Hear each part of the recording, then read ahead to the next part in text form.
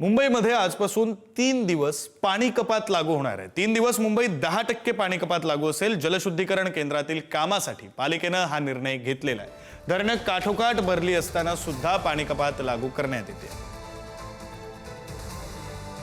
या संदर्भातले आणखी काही मुद्दे ग्राफिक्सच्या माध्यमातून समजून घेऊया। मुंबईला पाणी पुरवठा करणारी धरणं ही काठोकाठ भरलेली आहेत।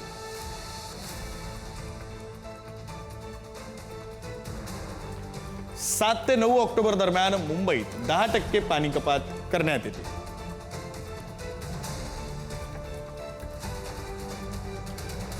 पिसे पांजरापूर जलशुद्धीकरण केंद्रात विद्युत मीटर अद्ययावत करण्याचं काम आहे।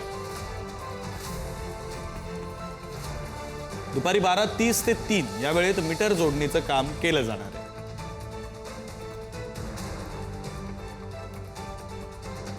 शहर आणि पूर्व उपनगरातील पाणी पुरवठा प्रभावित होण्याची शक्यता आहे।